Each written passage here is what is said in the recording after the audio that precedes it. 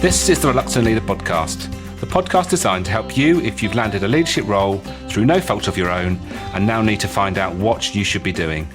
I'm your host, Mark Terrell, and have been there and know what it feels like and made all the mistakes. In each episode, I'll be getting to grips with a leadership topic by interviewing an expert in their field.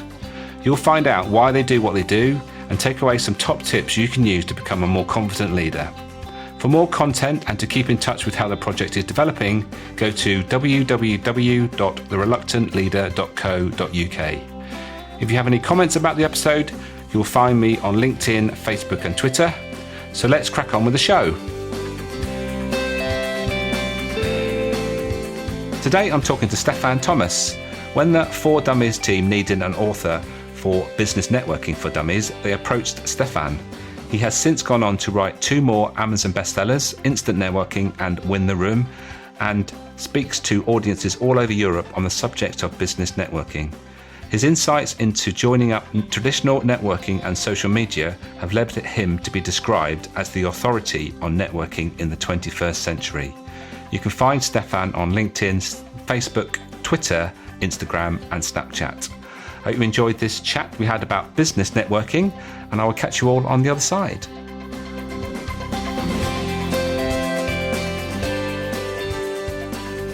Steph, welcome to the Reluctant Leader podcast. Thank you for having me on. It's good to talk to you, Mark, as ever. I'm looking forward to this. I think the first thing we need to do to anybody that's tuned into this episode, noticing that it's about networking, is that to make it clear, we won't be talking about connecting computers or anything like that today. Just to make it clear, and I don't want to waste people's time. So we are talking about networking in the sense of networking with other people. And that's, I'm guessing that's what you still do. You haven't sort of sidetracked into another sort of networking, have you, Steph? It's a surprisingly relevant comment because I am often credited with writing the book Networking for Dummies, and that book does exist, but that book is all about Cat5 and Cat6 cables, and I didn't write it.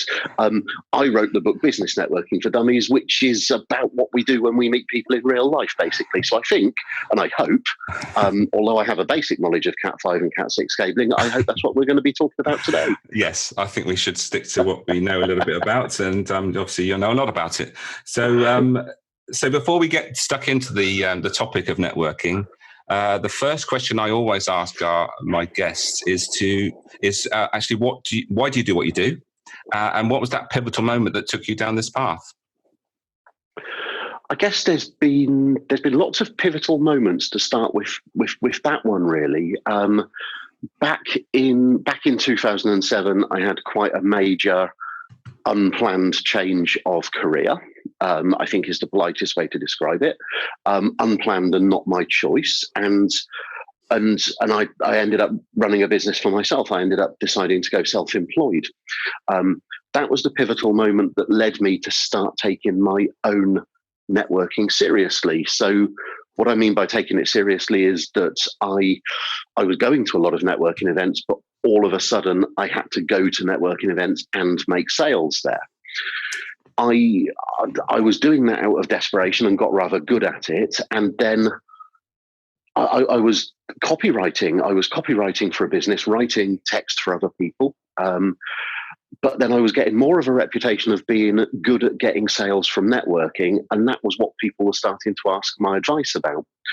And it turned out that by joining up the two things that I'm very good with words, and I seemed to understand this networking thing, that I seem to be able to teach people to get better at it. So why I do it is that I watch people who are going to a ton of networking events but not making any sales all of a sudden start making sales once I've worked with them. So that's fab.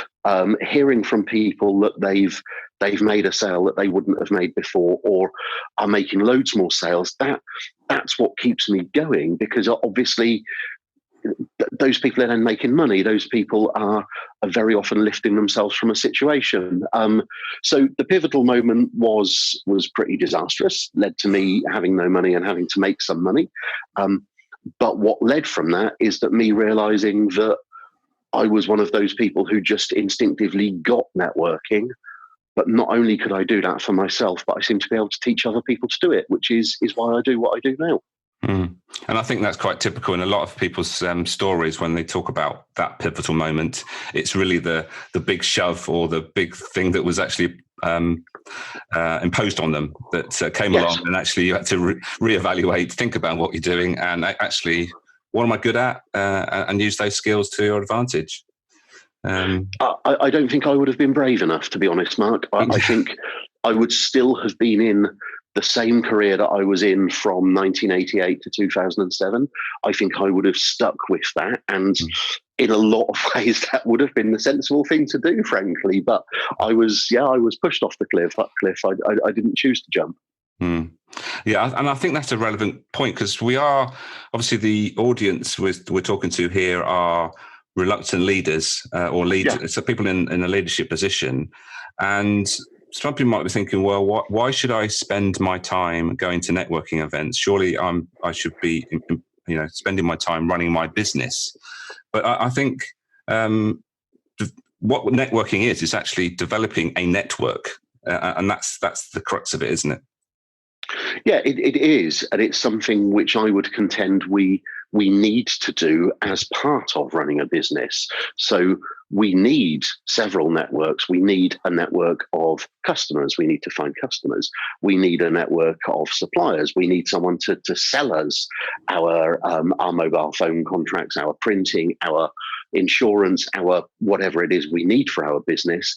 And typically, we need or very often appreciate a network of advisors, helpers, confidants as well. What I love about networking is that someone else has gone to the trouble of putting a load of people in a room together for me. So all I need to do is turn up and talk to them and get to know some of the people in the room.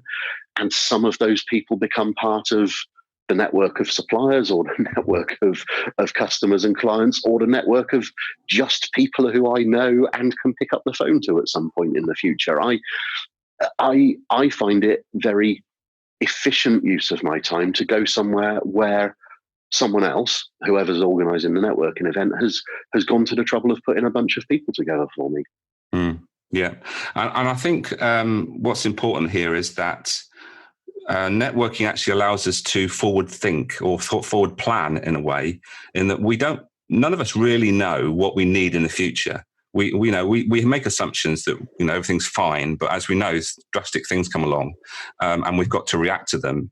And if we've got a network to call on, then that's going to be easier, quicker to recover from.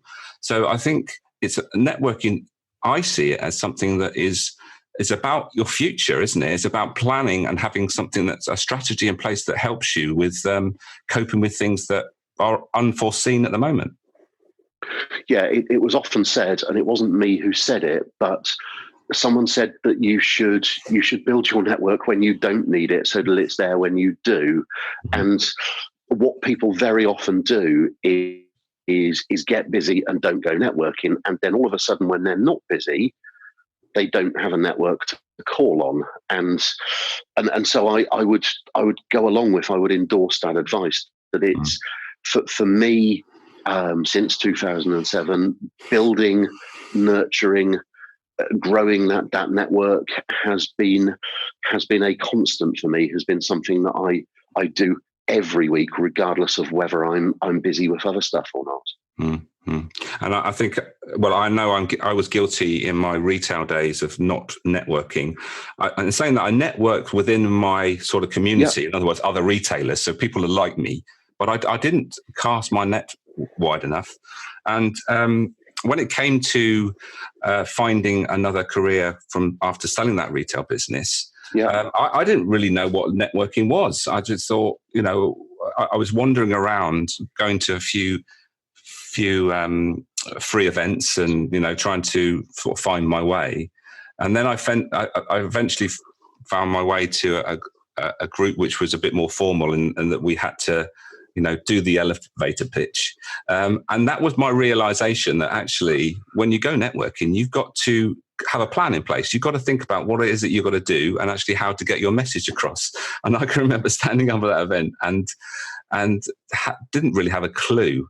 So I think what I'm going to go on to at this point is really the things that put people off maybe networking. And I think one of those things, which I had obviously experience of, is the elevator pitch, and not really having that as honed to a point where you actually know what you're talking about.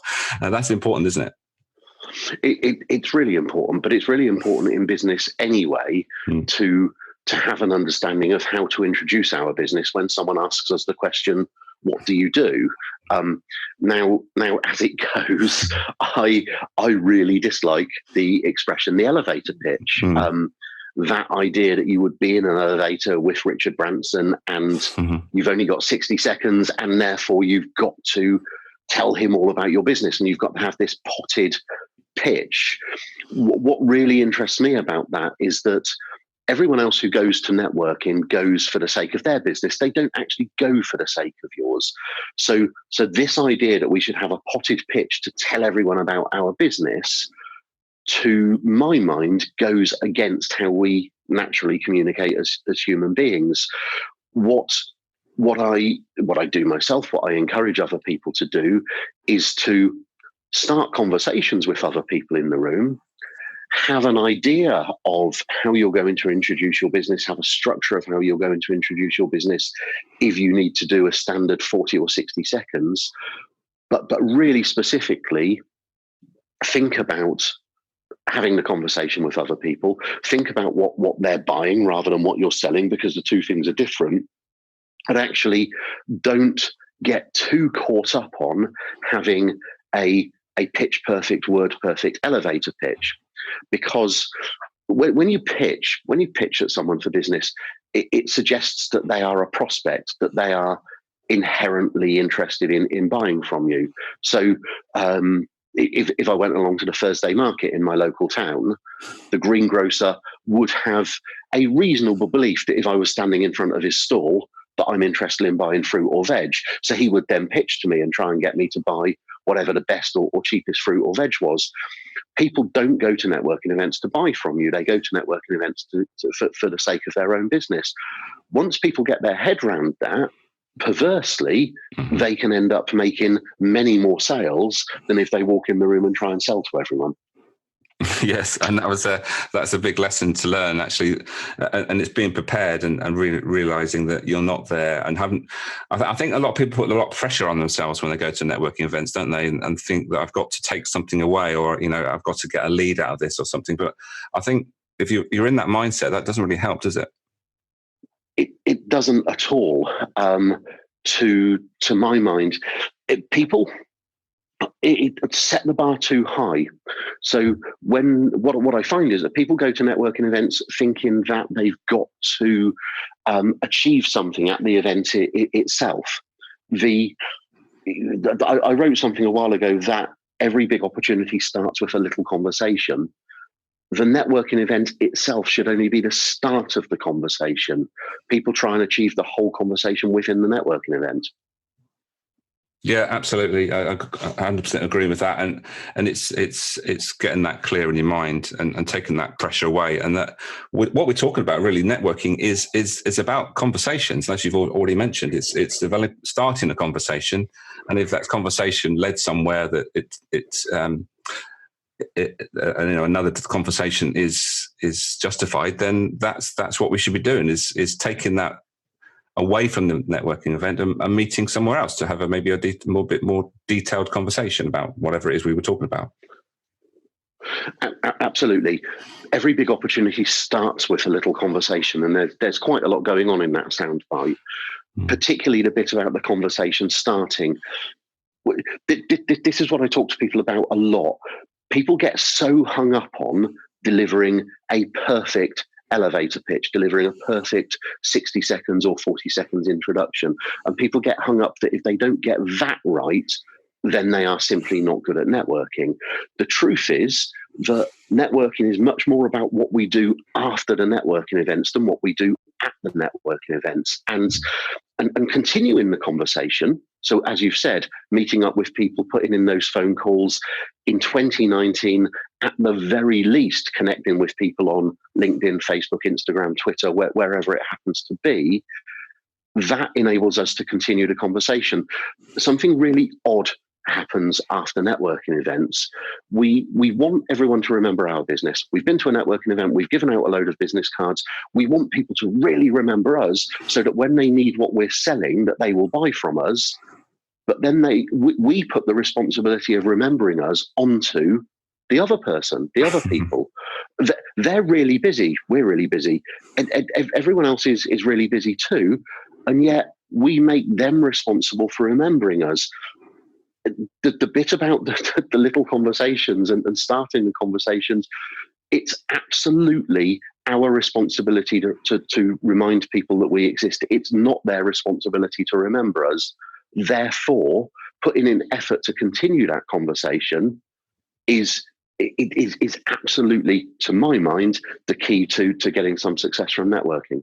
Yes, and I've just been looking at your website, and obviously there's loads of content on there. It's Stefan, what's it? Stefan. Oh, so actually Stefan the networking. Thomas. Yes, sorry. Yes. I've got two. I have two websites. One, stephanthomas.biz for my speaking and coaching work, and the networking retreat or the networkingretreat.co.uk for the workshops and so on that I run under that brand. So.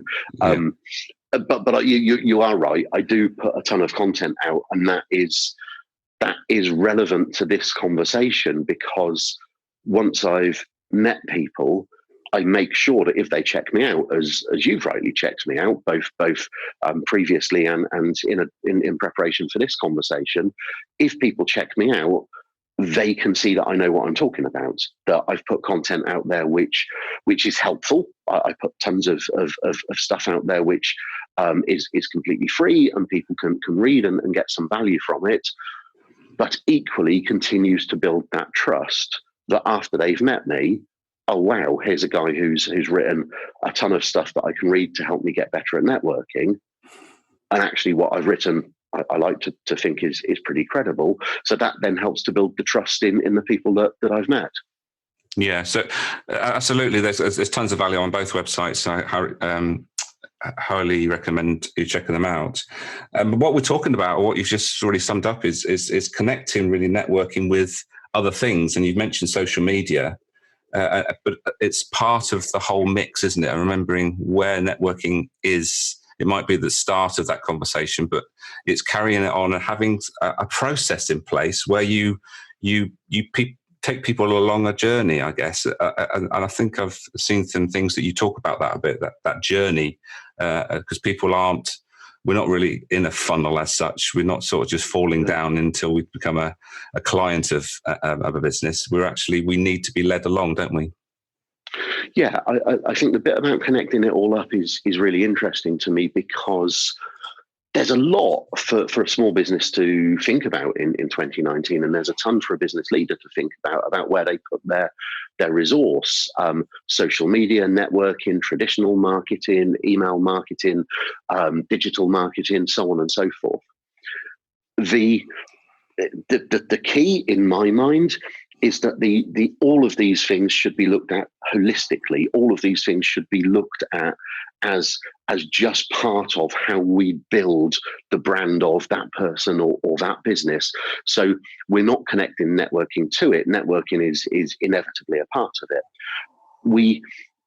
Sometimes we meet people at networking events. Some of my actually most worthwhile connections over the years have come firstly from social media.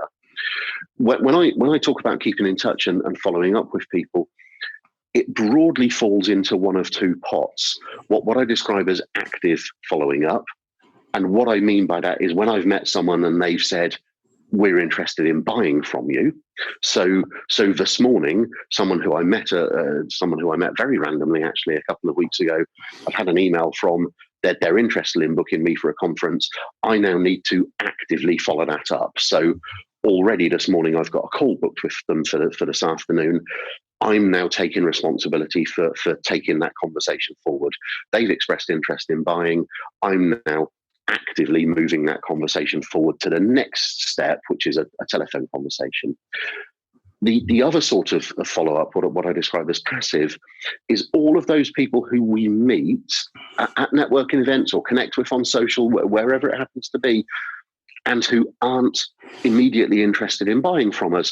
So broadly speaking, most of the population, most of the people who we meet, who we've developed a warm relationship with, but they don't want to buy what we sell yet. They might do in future, they might never do in future. We've been provided with all of these tools for keeping in touch with people. It's not necessarily about following up at this stage, but keeping in touch with people. And I think the biggest opportunity is that most people don't bother. Most people either end up with a pile of business cards in a desk drawer, or they throw the business cards out. And after they've met someone, if they don't immediately want to buy from them, they never get in touch again. And to my mind, that's just a massive business mistake. Yeah, and it's interesting that I picked up a point there, actually. Networking isn't always going to be the first step. If you've met someone on social, it's obviously not meeting them, but connecting with someone on social, if you want to meet them in person and you're in a similar sort of location, one way of using networking is that to say, well, I'm actually going to this event. How about meeting up? And using that as part of that, because we all really need to meet people face to face, don't we? Yeah, I honestly believe that none of us, or unless he's listening to your show, and I bet you'd be flattered, but most of us aren't Jeff Bezos. Most of us don't have Amazon. So the majority of people need to meet the people that they're going to do business with, need to meet the people that are going to buy from them. Particularly in my world, the business to business service industry. So one of my one of the connections that I've come to value hugely, a guy called Wes Linden. I met Wes in a Twitter conversation in 2014. I know it was 2014 because we did a presentation about it just last week. But Wes and I met on Twitter, and we continued the conversation, and then we both found a reason to put ourselves in the same part of the UK at the same time and meet up for a coffee, because we were getting on. We wanted to meet each other. I genuinely believe still in 2019 that it's still important to actually meet people, to press the flesh, to get to know people face to face as early as possible in the relationship. So sometimes it won't be possible. Some of my clients are overseas, so I speak to them on the phone or Zoom or Skype before we ever get to meet in person. But I still believe that actually taking social conversations into the real world speeds up that process of rapport, that process of building trust with the other person. So yes, it is. And to pick up on your point, the using networking events, I went to a networking event in Bournemouth yesterday. I live in Oxford, so it was a couple of hours drive.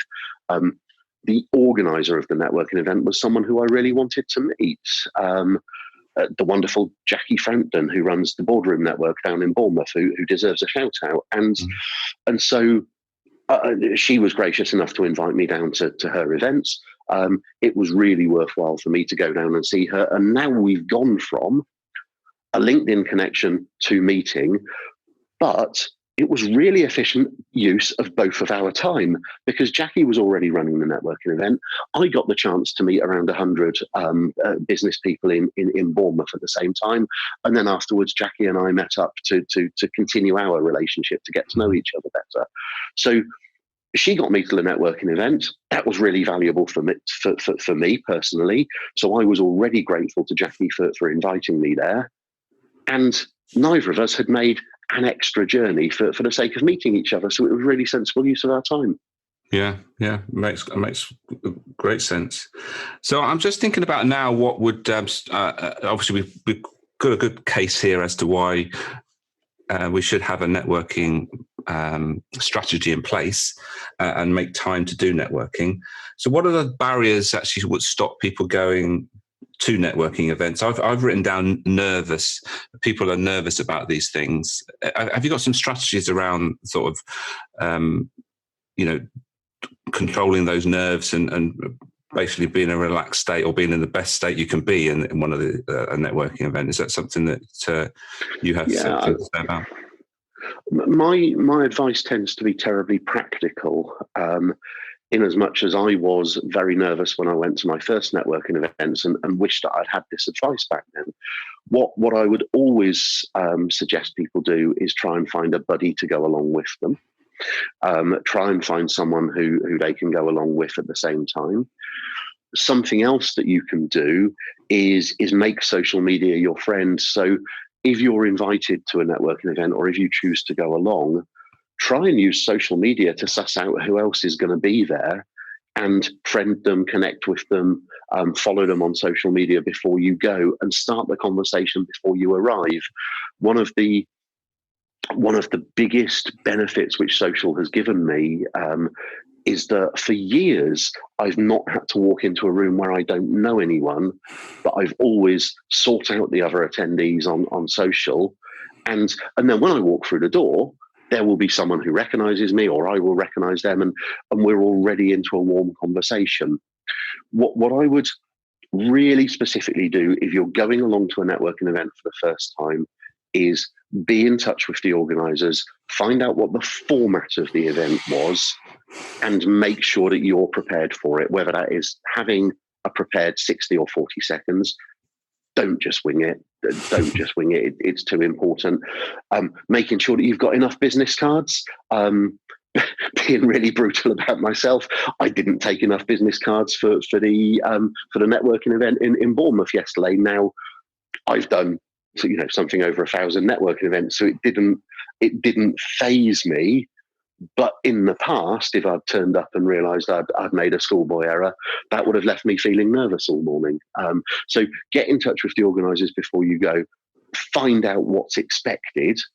Most organisers will email you to tell you, but find out what's expected and prepare for that in advance. Try and take someone with you who you know. If that fails, get in touch with the people who are going to be there on social and make friends with them before you turn up. Yes, and I think somebody's told me once, if you're feeling a bit nervous, get there early so you're already in the room. If you don't like walking into a room full of strangers, then be in the room early so there won't be quite so many people there. And it's easier when people are more likely to come towards you, aren't they, if you're already in the room, I guess. So that's something might work. That's my constant advice for networking, whether you are nervous or not, to plan time in your diary to be there early. Because why would you want to running flustered and late and be the last person to be given a seat and that sort of thing? I would always advise people to get there early if they possibly can, and to leave a little bit of time at the end of the networking meeting as well to continue any conversations you didn't have time to finish. Certainly being in the room early does also mean that you're likely to have a bit more time with the organisers whose job is to greet everyone. But if you're early, they'll have a bit more time to greet you rather than turning up when there's a queue of 12 people, all of whom have got to be booked in and so on. And you mentioned it already as your two websites, and one being the networking retreat, which I think some people might be thinking, what, a retreat just to talk about networking? But it might be worth you just talk a little bit about what that's about, and what can people get from an hour? So actually, I think it's 24 hours of a networking retreat. Yeah, you're giving me the opportunity to shamelessly promote myself. So if I'm still talking in an hour, tell me to shut up, Mark. I mean, actually, the networking retreat, which was my concept from a few years ago, has become a number of things now.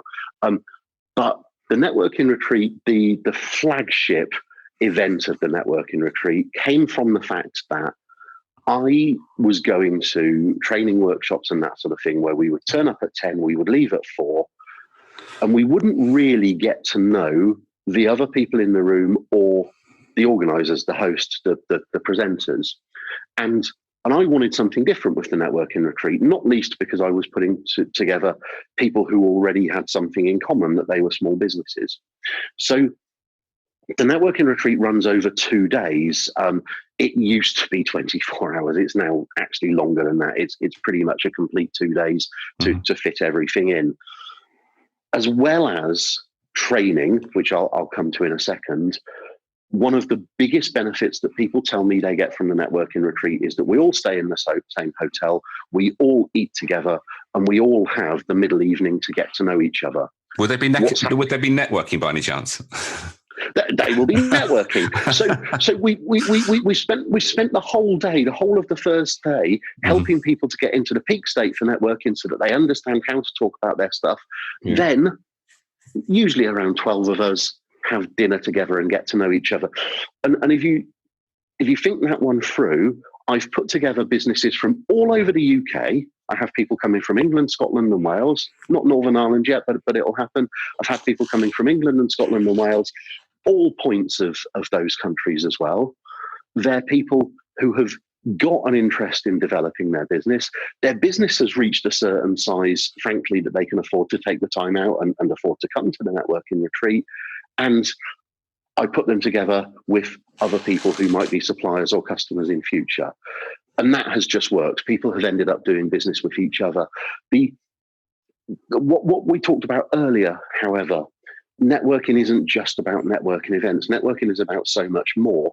So the networking retreat itself doesn't just cover how to do an introduction. We also look at how to follow up, how to use a CRM system, basic sales techniques so people know how and when to ask for the money, because small business people don't like asking people to buy from them. It's something that I come across time and time again. And we spend a load of time on LinkedIn and content. How to get your content strategy right, how to write the right blogs and articles, how to do the right videos so that you build the trust with people.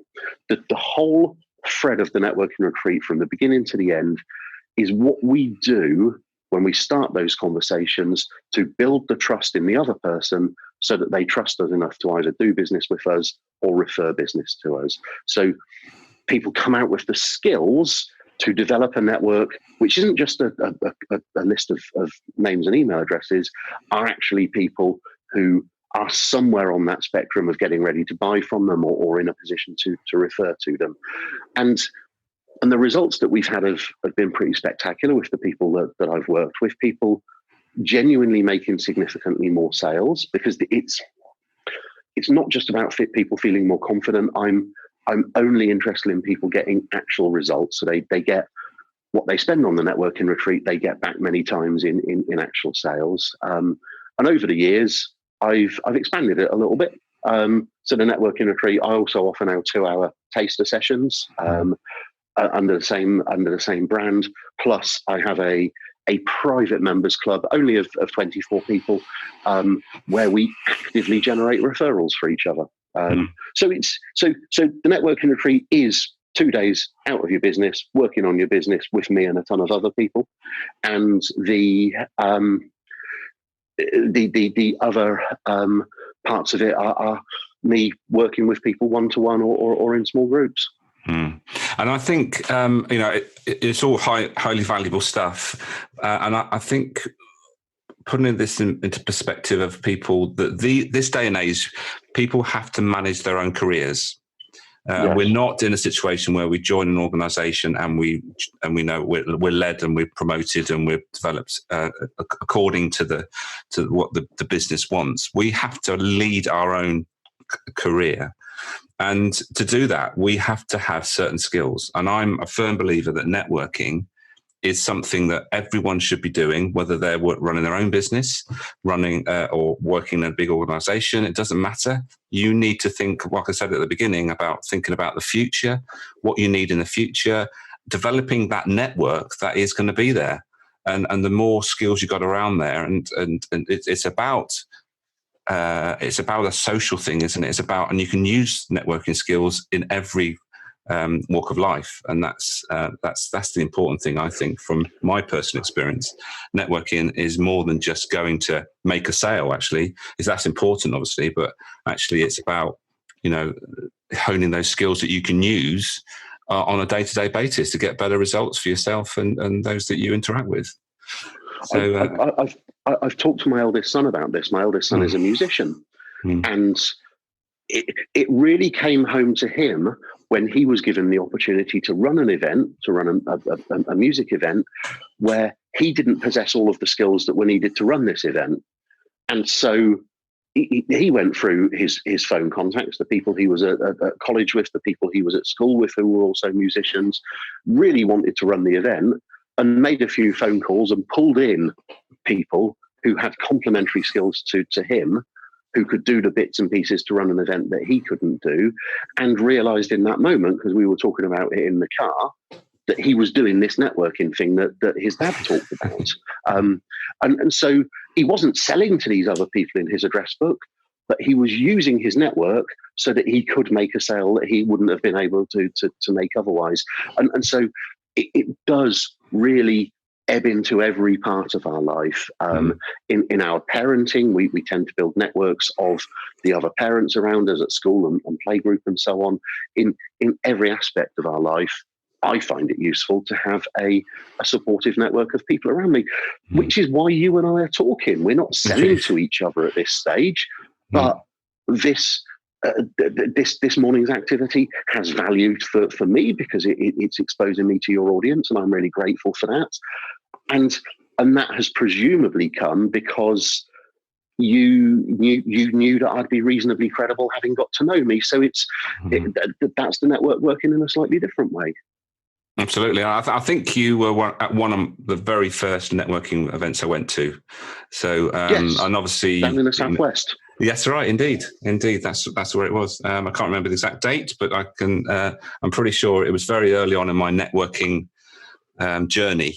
And I can remember listening intently to what you were talking about, and I thought, I need to get my head around this. I didn't at that time, but it takes a little bit of time to think about these things and put them into context. But I think hopefully in this last half an hour or so, we've helped people realise the value of networking, why they should be doing it, and obviously think about how they're using it at the moment. So with that in mind, and as time is running out, sadly, is there 3 tips that you can leave us with that we should all really be doing with respect to networking going forward? I would say rewind this recording and listen to what Mark Terrell said about 50 seconds ago. Mark, you said it sometimes takes you time to work things out. One of the huge benefits of keeping in touch with people is so that you're there when they work stuff out for themselves.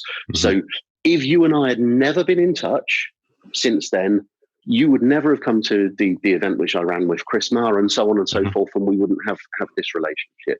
Yeah. So tip number 1, keeping in touch with people puts you in the right place at the right time when they're ready to take action on what you're selling, because it's all down to when they're ready. Second one, so I'm doing these in the wrong order now, but you just inspired me with that comment, is be comfortable with being you at networking events. Let people get to know you. It's so easy to put on a suit of armor to try and be someone different, but actually people will trust you more if they see the real you. The third one, which I'll give, every big opportunity starts with a little conversation. The start of the conversation is far less important than continuing the conversation and keeping it going. Most people get really good at doing the start of the conversation, put no effort into continuing the conversation afterwards. Fantastic. And I guess you've got to be in it to win it. And if you're not in it, you're never going to win it. You have to be there. Those people who have said to me, you were just in the right place at the right time, Steph, were notable because they weren't there. So yes, I was there. They weren't. I sort of win on that basis. That's right. Well, thanks, Steph. That's been excellent. Really enjoyed it. Sadly, the time has now run out. So I'd just like to thank you for your time today. And hopefully we will get a chance to catch up soon and continue our conversation. Thank you. It's been great to talk to you, Mark, as ever.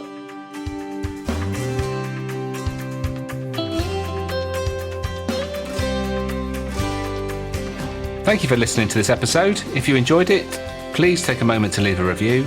Don't forget to check out the Reluctant Leader project at www.thereluctantleader.co.uk. Make a note to start, stop, or continue doing whatever struck a chord in this episode. And until next time, be the best you can be.